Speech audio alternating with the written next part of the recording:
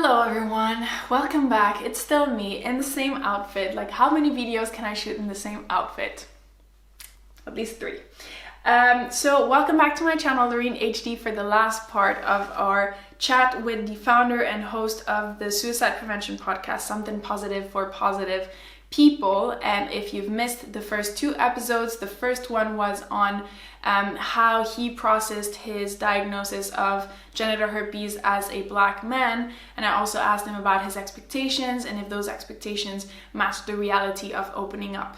And the second one was on self-love and mental health and setting boundaries and all the work that he's done to identify the 5 core values that he really wants to center everything in his life around. So in this last one, we talked about the space that people living with STIs, such as himself, myself, and maybe yourself as well, occupy in culture. And restricting the circle a little bit, we also talked about the space that community carers, such as himself and myself, where we have platforms talking about the realities of living with a stigmatized condition. What is that space in a world where there is so much medical information provided to people who are actually first and foremost needing understanding and support? So if you have any thoughts, any questions on the questions that we asked each other, please let us know in the comments section. There's also Courtney's information in the description section below. And that's it. I really hope you enjoyed these 3 episodes. I got so much out of it. Let me know if you want me to do more of this and if you want us to have more chats with people who also make this space, you know, the sort of rich and fulfilling space that that is our community. Starting Something Positive for Positive People, it began as a suicide prevention resource for the people who were struggling so hard with their diagnosis that they had contemplated suicide. And so my goal was to, at that point, bring in the perspectives of people who completely went against what you would think a person who has herpes would look like, what their behaviors are, and what their experiences have been. So we think initially, thanks stigma, that a person is promiscuous, they're not cautious, they have multiple partners. But in reality, you know, my first guest, she was married, she was faithful, she had only been with her husband throughout their marriage, and he cheated on her and she ended up with herpes. We don't hear that. We assume that now when she goes on to disclose, she has to deal with the potential of the partner that she's disclosing to saying or having this idea that, oh man, she must have been fast. She must have been promiscuous. She must not be careful. She must be dirty, right? And then so many more stories of people who are just living completely normal lives, who have no reason at all to stand up and say, hey, y'all, having herpes isn't all that bad. Finding these people and bringing their experiences into this space was so important because people just felt like their lives were over, their relationships were over, that they wouldn't be able to have children. And here we are able to now see, like, shining a light on this entire community of people that have this one thing in common, but it just doesn't affect much of their life outside of maybe dating. And the majority of the people that I've interviewed have at least been in or had successful relationships or healthy relationships. Let's call them healthy. Um, from a culture perspective, once I did open up and put my face out there and begin to share my own experience, that was kind of I don't know that I would have done it had it not been for this interview that I did with a local magazine. And the local magazine they found out about the podcast. I had it on YouTube, and then I bought a podcast feed, and I just started to upload the audio. It was safe. People were able to be anonymous and share their experiences with me and make fake names if they needed to. So I put it out there, and on one of my social media handles, someone reached out and was like, hey, I heard about this podcast you do. You want to talk about it? And so we talked about it, and months went by before the article came out. So the article comes out and it's local personal trainer talks about his STD. And I was like, oh my God, I'm going to lose my job. I'm going to lose my clients. Everything's going to get bad. And I had such anxiety about it. But the first interaction that I got was from one of my clients. And she sent me the article and was like, oh my God, Courtney, this is awesome. And I was like, that's it? Like, oh, okay.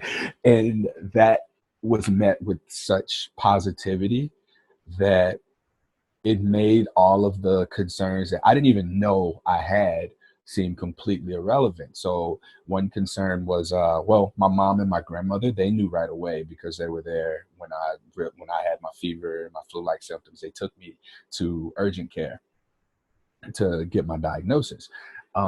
So the only thing would have been like, how am I now going to be treated by friends and family, elsewhere? So I had contemplated whether or not I was going to share it, and I was going to just let it go. And then it was shared in one of the support groups that I'm in. And one of the guys was just like, I know he won't share this, but look at Courtney, y'all. And he just posted to the group. And I was like, man, fuck it. So I went on ahead and I shared it, and it got a lot of love. A lot of people reached out to me privately and expressed that they also had herpes. Or they knew someone who had herpes, and there was just no negative feedback like I thought it would be. Well, first of all, let me ask you, do you have any sort of academic training, professional certification, medical background, or therapy background, or any of that? No. Do I had like virtual high five? Neither do I. And how do you find your place in a world that is, there's a lot of fake news out there. People are afraid of fake news. And when I say people, I mean all of us, like I am too. And the way that we tend to now assess whether a news is true or reliable is by, okay, what's the background of this person? What kind of certification do they have? What school did they go to? And I have found that that is actually a pretty flawed model, especially for the space that we are in. But I want to hear your perspective on that. So I stay away from statistics, and unless I have a reputable resource on. So I like to position myself as more of an agent of sex education. So kind of like how an agency would work, or a middleman, or facilitator, or connector even. So from contact, like you're someone who's been diagnosed with an STI, you find something positive for positive people. If you come here for experiences, support, community, destigmatization, empowerment, you're going to get that. If you need a therapist, if you need some sort of healing, if you need additional resources, if you need statistics, I will point you in that direction. So this is really just a hub of the sex positive resources, healing resources, whatever it is that you need in order to navigate stigma. So I'm not the destination for, in most cases. This is just like a pit stop. Okay, well, where are we going? What direction do we want to go? Do we want to go the direction of public disclosure? Do we want to go the direction of healing? Do we need therapy? Do I just need to follow some pages on Instagram? Do I need to understand more about my sexual health? Do I need statistics? Do I need more medical information? Or am I okay with just coming here and I'm getting relief from hearing the stories and experiences of other people who are struggling with the same thing I am? That's where I feel, you know, it's a matter of being a good human. So to me, I think that as I make my decision to act out of evolution, peace, liberation, transparency, connection, as I continue to operate from that space, like that has become something positive for positive people is an extension of that, right? So I don't misrepresent myself as a credible resource or a medical resource. And I often say that I am not a mental health care provider, professional, or anything along those lines.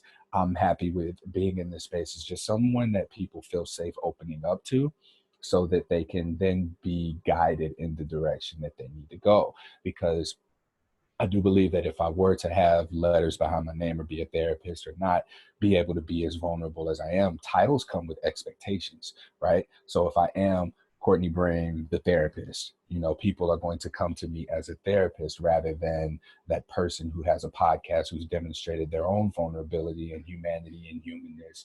So when they get there, they come in and they're like, oh, okay, this is a real person. I'm able to get what I need from him, and then they open up in a way that they wouldn't normally be able to open up. Okay, if you have 10 more minutes, there's just one aspect that I wanted to talk Lorraine, I got all the time for you. We're in lockdown. We got time. There's one thing that came to mind as you were talking about, when you first got your diagnosis and you were like, okay, I better find the person that I marry now, because if there's any one person who accepts me, like that's gonna be it. I'm gonna have found the one in a million. And I think that this is like a pretty prevalent feeling that a lot of people who get diagnosed with an incurable condition feel. Do you feel, and again, I have not come to an answer on this, but do you feel that having an incurable STI is a disability? I believe it's a health status. Everyone has one. Your health status may be negative in things, it may be positive in things, but I believe that there's a mental health connection that absolutely needs to be made, because that tends to be overlooked when people are delivering a diagnosis or when people receive a diagnosis. There's not much of a magnifying glass. There's not much of a in-depth look at how their responses to an STI diagnosis are.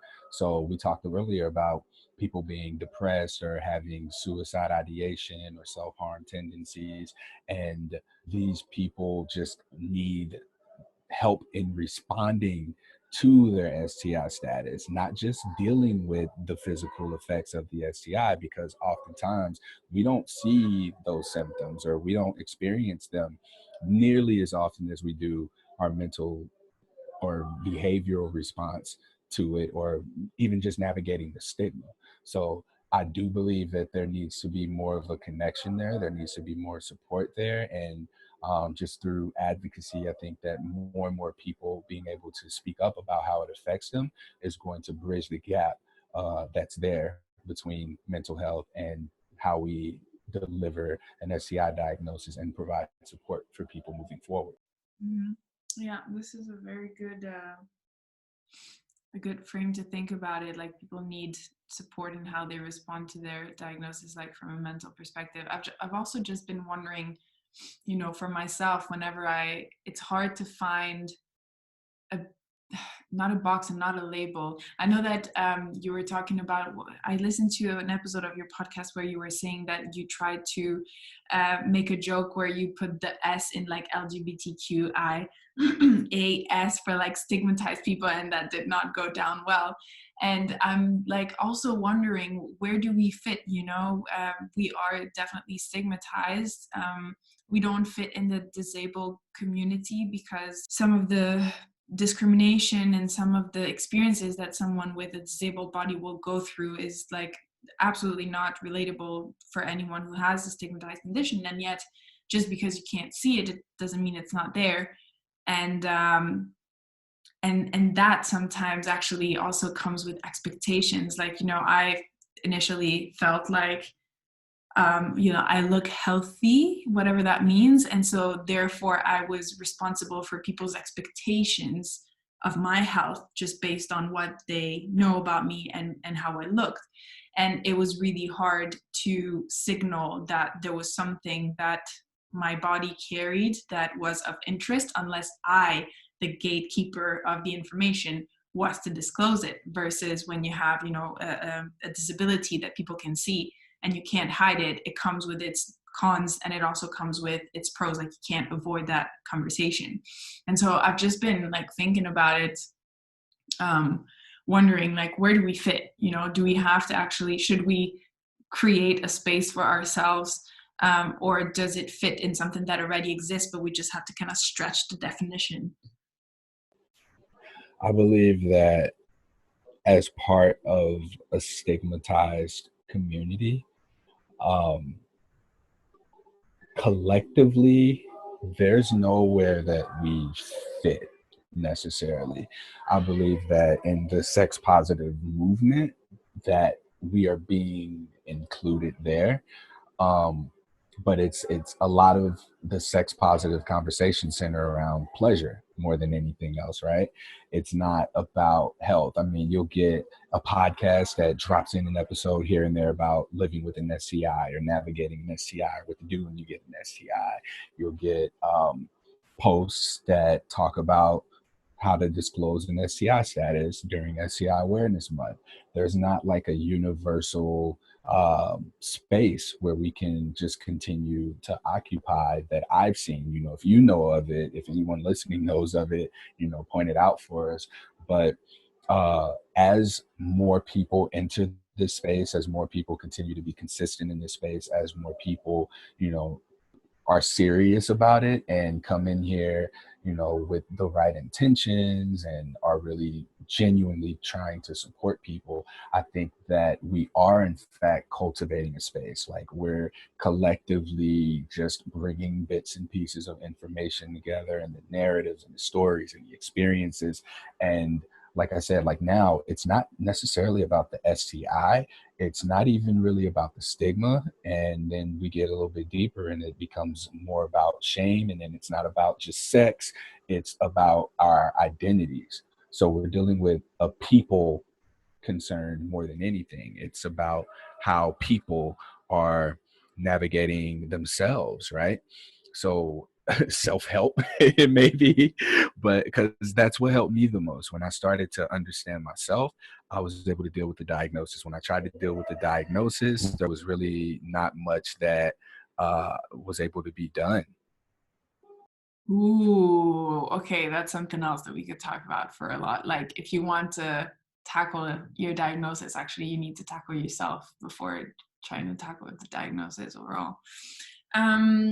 Is there anything that you want to share, maybe unprompted by any of my questions? Like, is there anything that you felt like adding to as I was talking that you didn't get a chance to share, or anything else?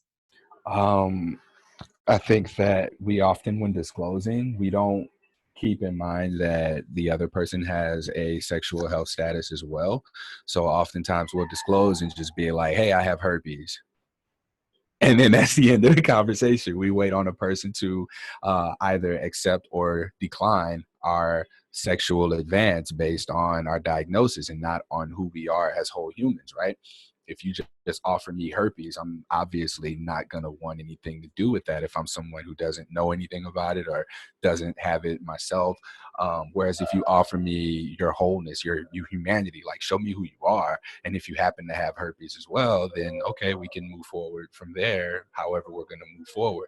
But when we lead with just, I have herpes and whatever you think about it is it, that's not going to get us into the healthiest of relationships, because that's really all you're giving another person to work with, right? And so we want to facilitate these discussions around sex, around sexuality, around consent, around body autonomy, around pleasure. We want all of these things incorporated into our disclosure, because you can find out real quick if a person's the kind of person who will still operate on an ethical manner with you after you disclose. Because I think that's one of the bigger things people are concerned about, is for someone to reveal their status to someone else, right? Is this person someone I can trust? What do we want together? Is this going to be short term, long term? Being able to look at things from that perspective, I think it makes the disclosure aspect significantly easier. And for the people who may be listening who are not positive, there are probably very few who look up herpes information who aren't positive. It's important to, on the other side of that, be able to see the entirety of the human and understand that we want to gauge whatever judgment we may place on a person on their responses to the situation and not the situation that they found themselves in, right? So look at me for how I'm handling my diagnosis, how I'm coming to you and disclosing. Don't look at me for the fact that something happened and I ended up with an STI, right? There's so much more to it than that. Um, Word. yeah, I was gonna say I can keep going. Yeah, it reminded me of something. A friend of mine actually had been following me since my very early debut in the public scene with regards to my herpes diagnosis. And she actually ended up meeting a guy who disclosed to her that he had herpes. And she texted me and she was like, dude, I cannot begin to thank you because I see how well I was able to respond to his disclosure, just because I've been, indirectly educated based on all the content that you've shared and all the experiences that you've shared.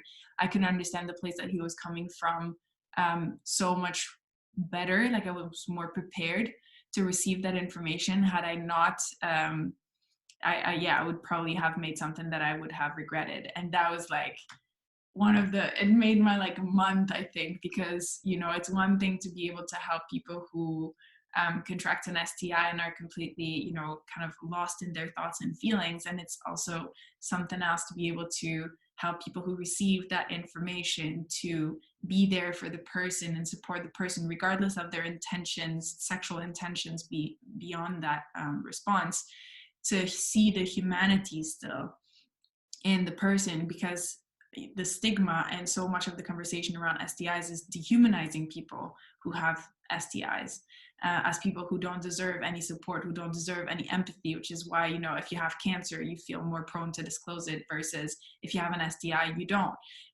So yeah, I mean, I don't know how to convince people who don't have an STI to listen to our content. that's a question that is a bit beyond me.